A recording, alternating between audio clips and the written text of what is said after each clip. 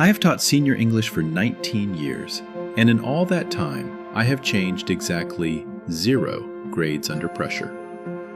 I mention that number up front because a woman named Brenda Coyle spent 8 weeks of one spring absolutely certain she would be the first person alive to make me. She was not. But I will give her this much. She tried harder than anyone before or since. My name is Diane, and I teach at a public high school in a comfortable suburb in Ohio. The kind of district with a nice stadium, a booster club that runs on strong opinions, and parents who have read one article about their rights and none about their responsibilities. I am not a soft touch, and I am not a hard one. I am a measurer. That is the whole job when you strip the poetry off it. A grade is not a gift I hand out because I like you, and it is not a punishment I withhold because I don't. It is a measurement of what you did. If you don't like the number, the beautiful thing about my class is that the number is entirely in your hands. Do the work, the number goes up. That is the deal, and it is the same deal for the quarterback and the kid who sleeps in the back and everyone in between. The essay that started all of it was on a play called The Crucible, which, if you don't know it, is about a town that decides the truth is whatever the loudest, angriest people in the room insist it is, and about one man who will not sign his name to a lie, even when signing would save his life. I have taught that play for 19 years. I did not yet appreciate that spring how much of it I was about to live. The student was a senior named Cody Coyle. Cody was not a bad kid.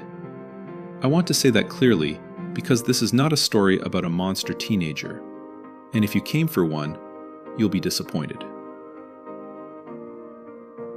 Cody was a coasting kid, a charming, athletic, well-liked boy who had figured out around the 7th grade that a smile and a good last name got him most of the way to most places, and who had never once, in my class, been asked to find out what the rest of the way felt like.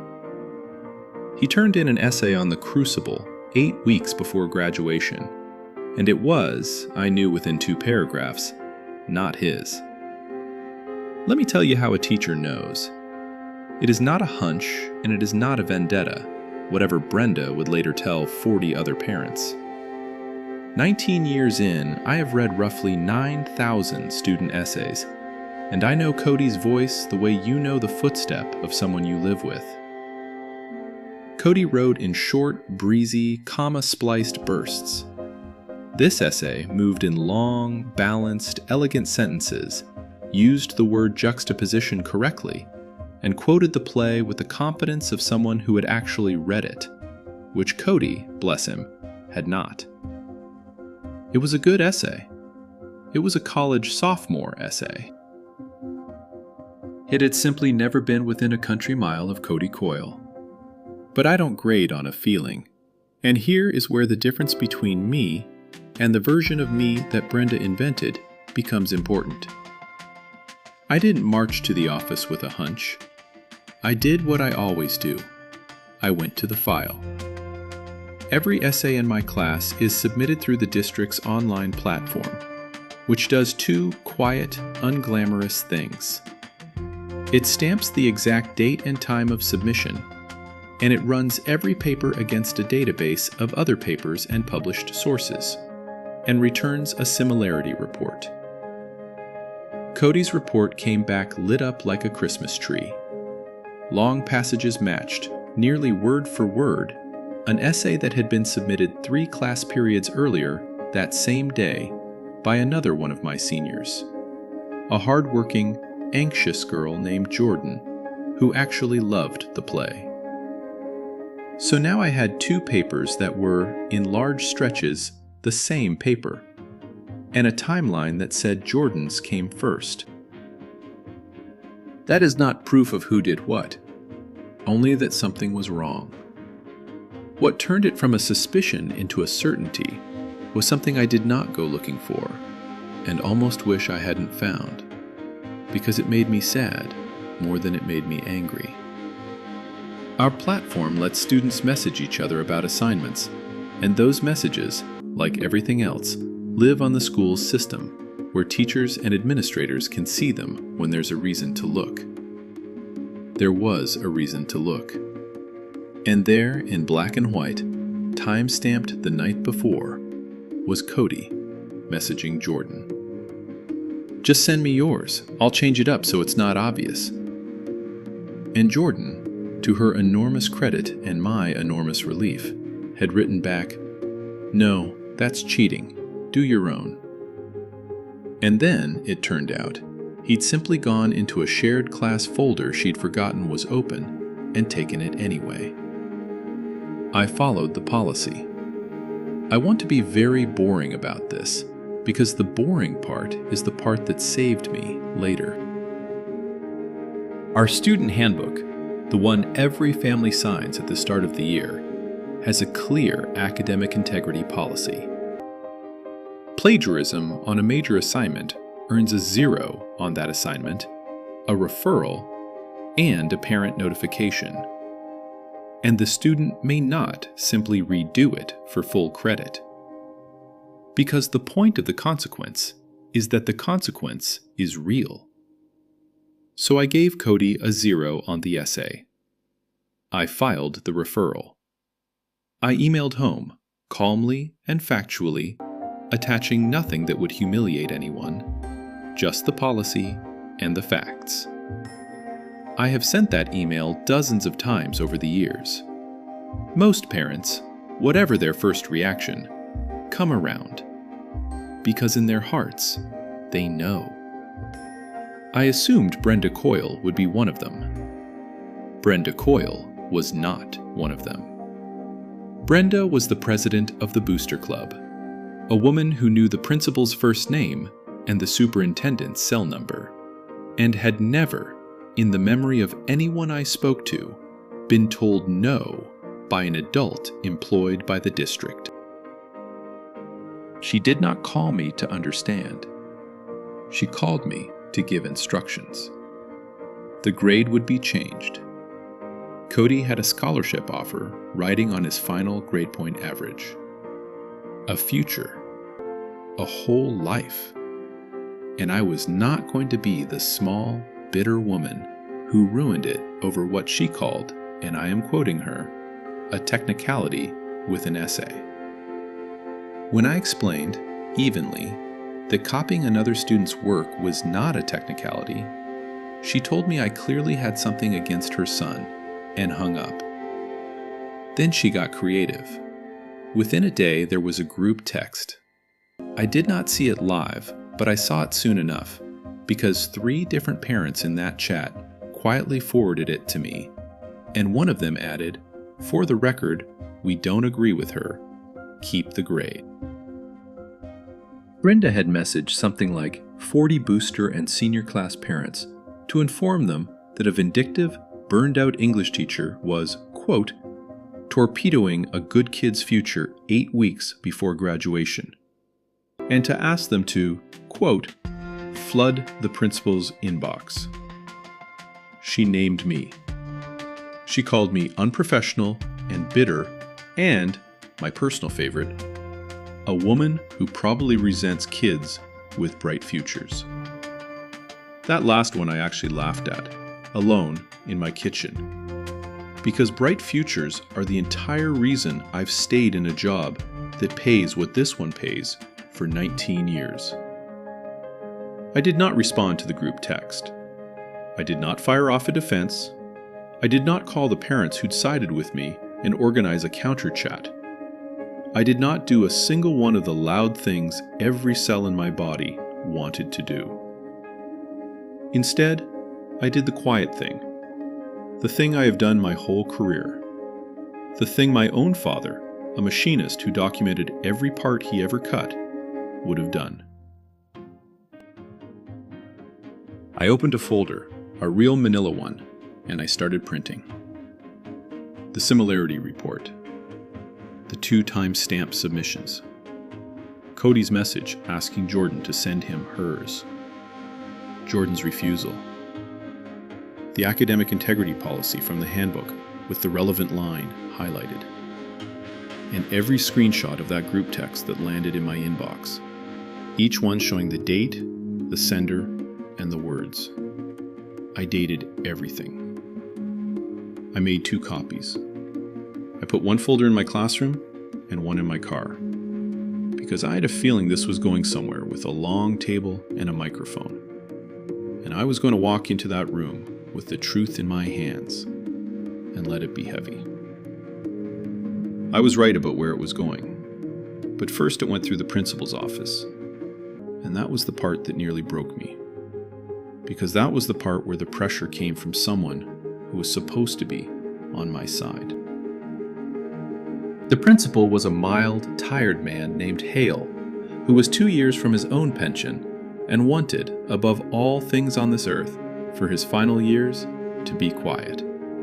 He called me in, closed the door, and did not once say the word cheating. He talked about optics. He talked about what a fight would do to the school this close to graduation. He said, and I remember the exact phrase because I have thought about it many times since, "Let's just make this one go away."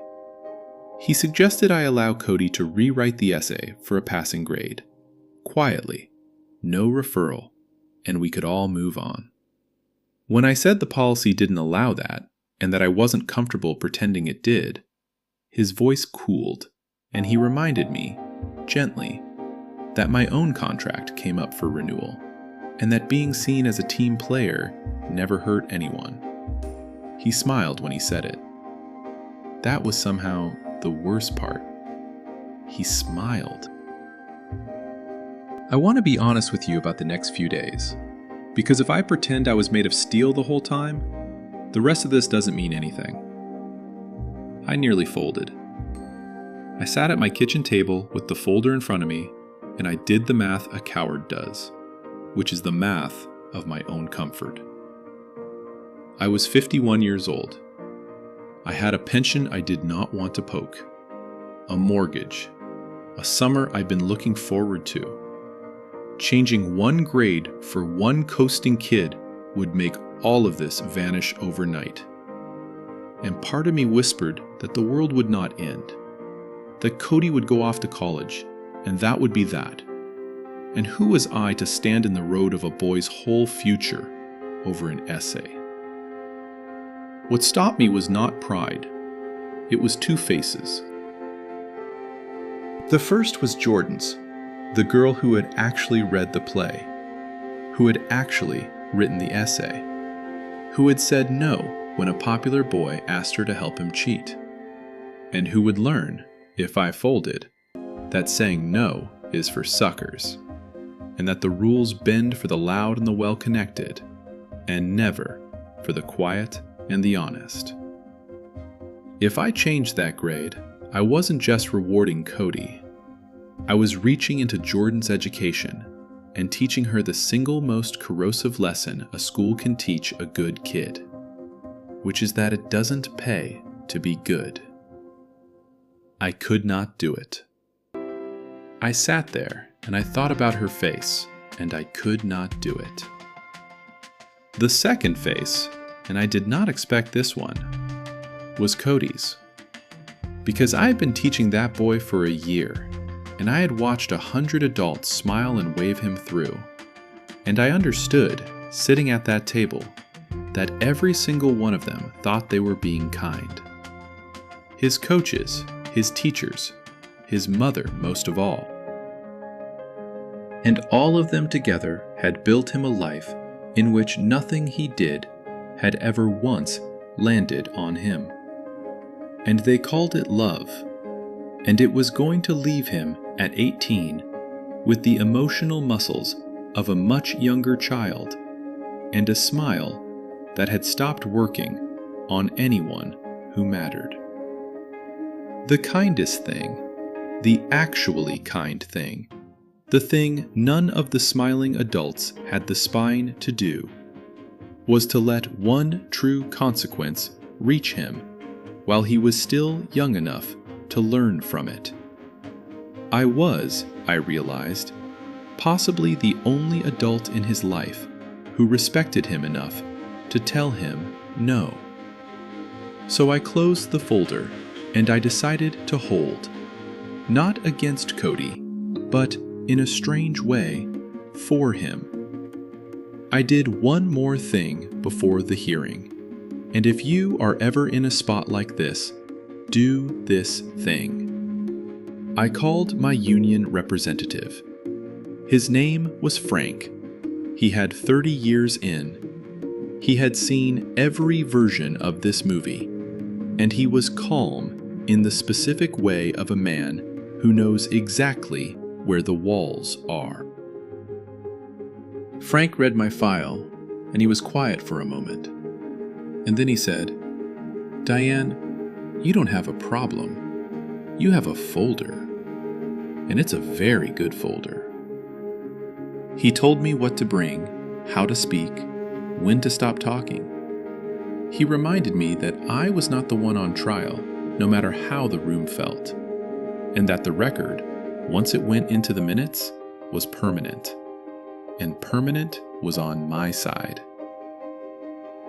Then he came with me, which is the whole reason you pay union dues for 30 years, and hope you never need to find out why. Brenda, meanwhile, had gotten her wish.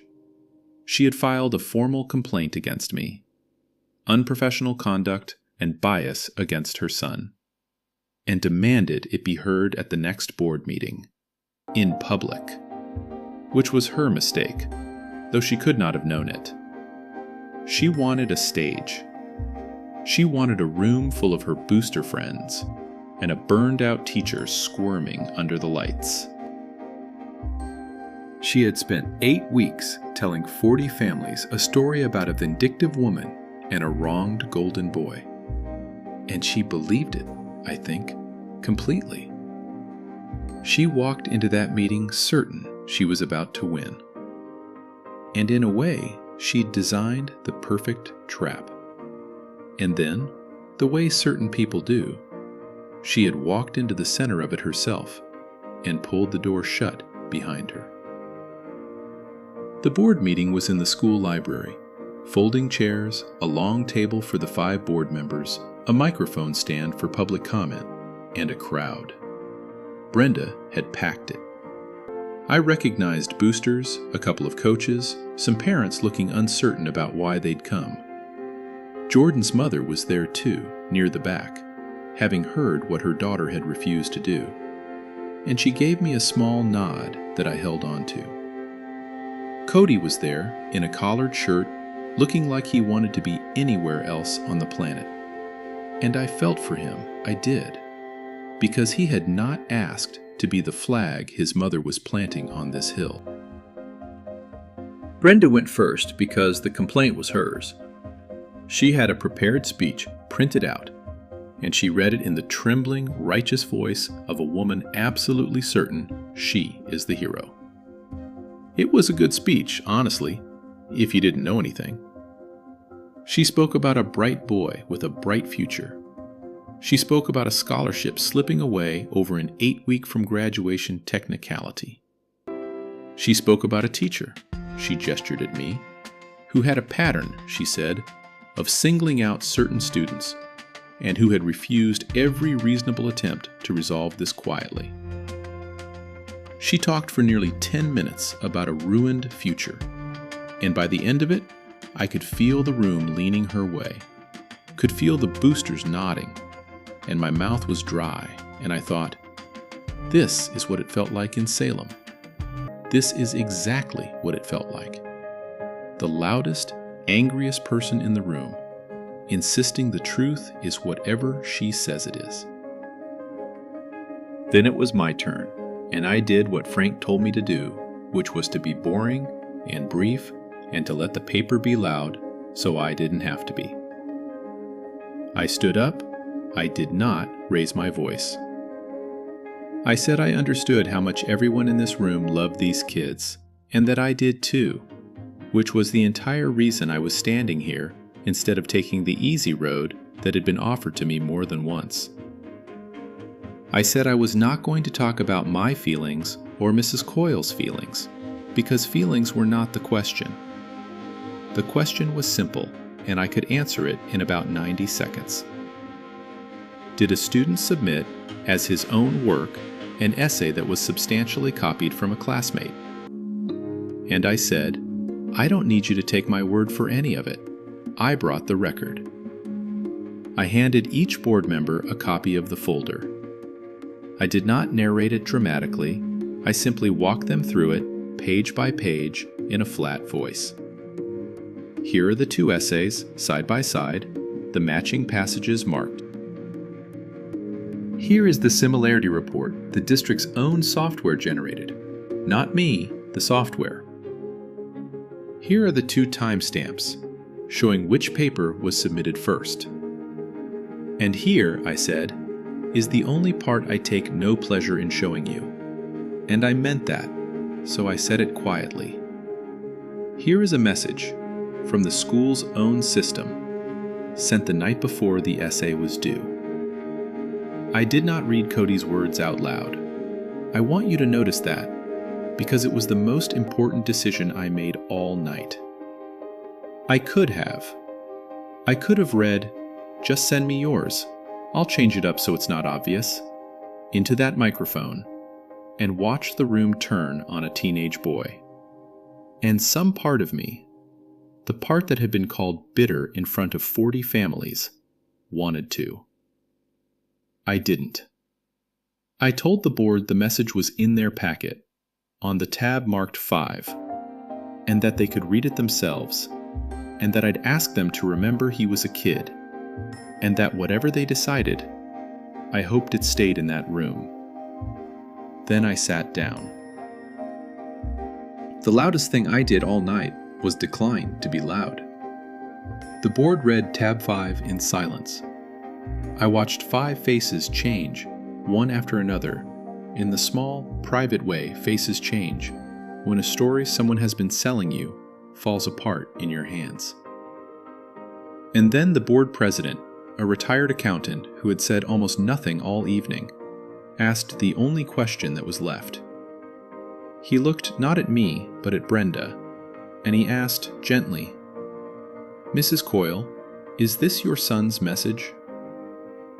And Brenda, who had come for a stage, opened her mouth and found she had nothing prepared for the truth, because she had spent 8 weeks so certain of her story that she had never actually looked at the file.